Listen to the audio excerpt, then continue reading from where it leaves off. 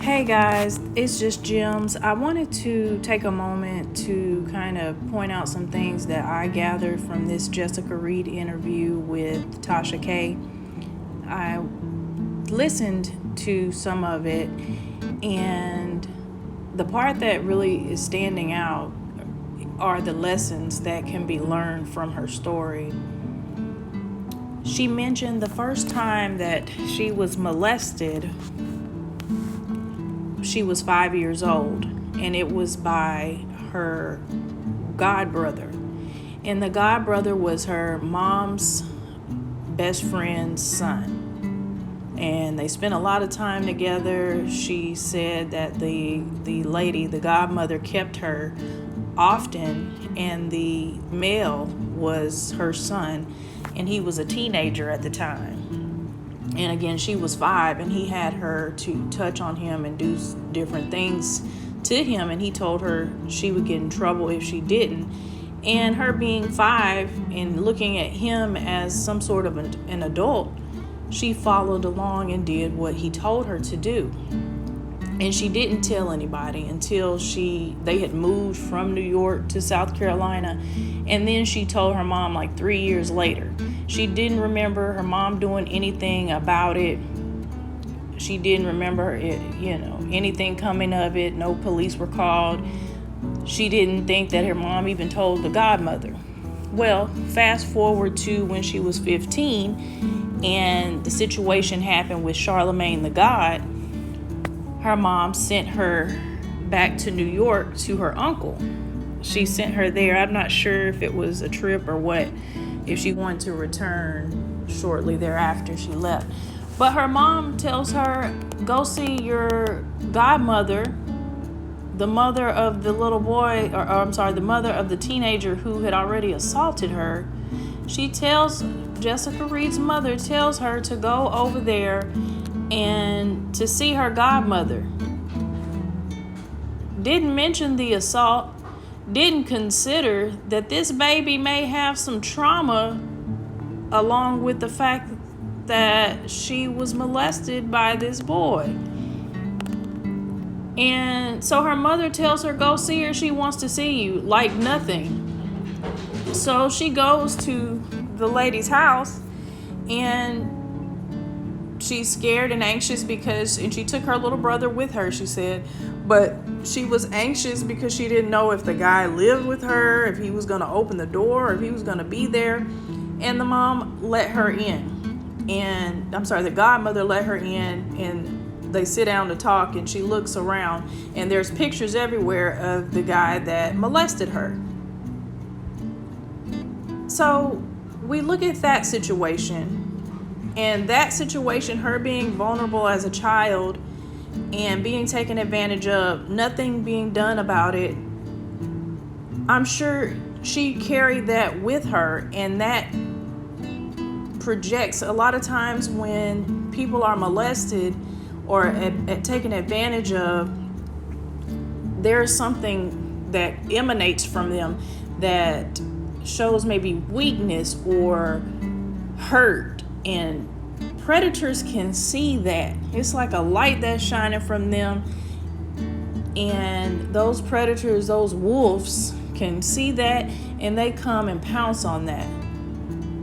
And so when she ended up with Charlemagne at 15 years old, the mother said that Charlemagne came to the house.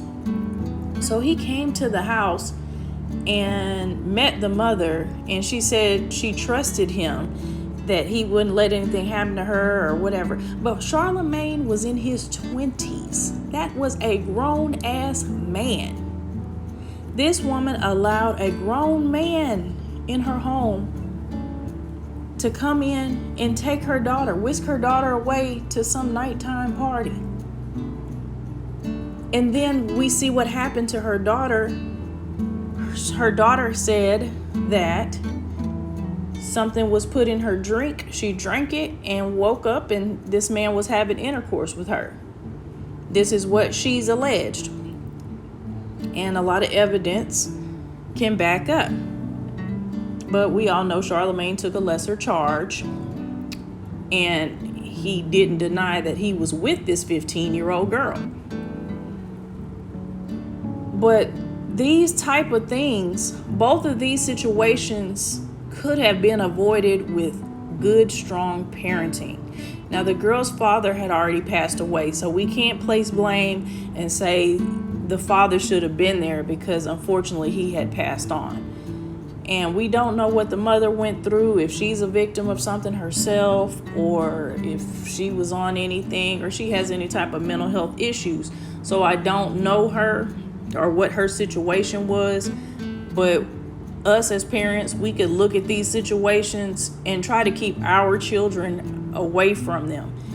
There's no way in God's green earth that my child at 15, 16, 7, or any underage is going to get picked up by some grown man and taken off away from my home. I don't care I don't care where they're supposed to be going. Definitely not no nighttime party.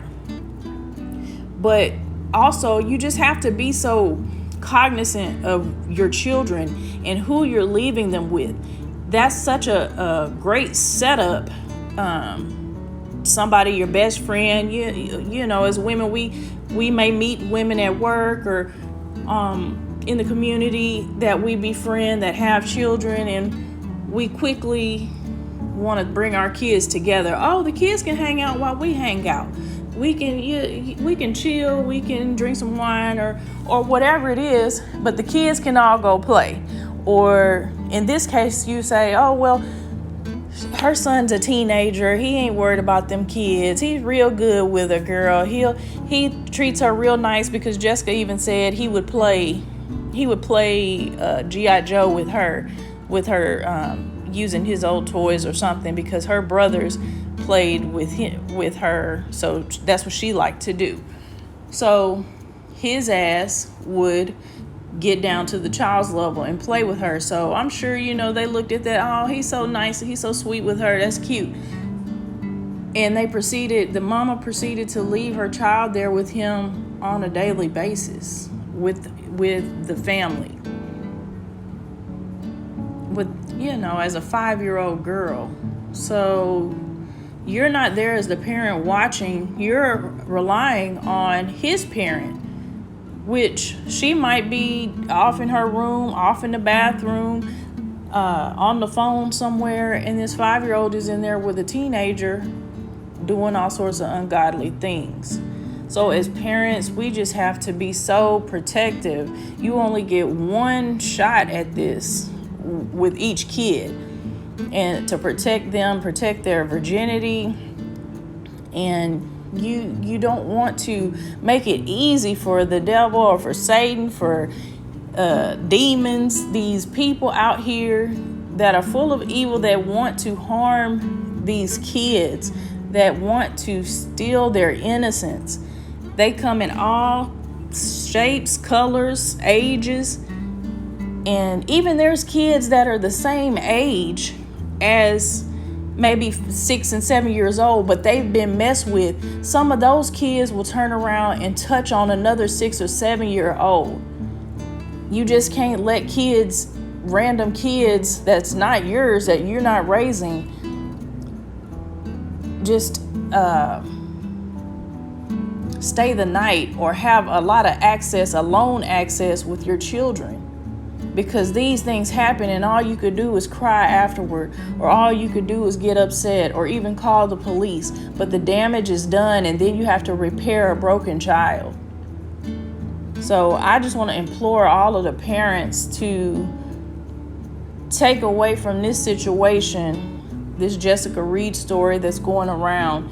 And outside of Charlamagne being nasty and all of that, and the mama being this, that, and whatever, make sure in your own life you are watching out for your children or your grandchildren or any children that you may be responsible for or that come into your care, that you're not allowing them to be touched or accessed by someone. Just because you feel like you could trust this person, you wouldn't think that your teenage boy or your neighbor's teenage son or whoever, your little cousin's son would do anything. It doesn't matter. These people don't have something tattooed across their head. It's nothing that's going to show out and be like, hey, this is a pedophile or this boy is a creep. You just have to keep your children protected. So I just wanted to share that with you guys. That's what I got from this. But I thank you so much for taking the time to listen to my videos. I appreciate the comments, the shares, the likes, and any people that subscribe. I appreciate you too. Thank you so much.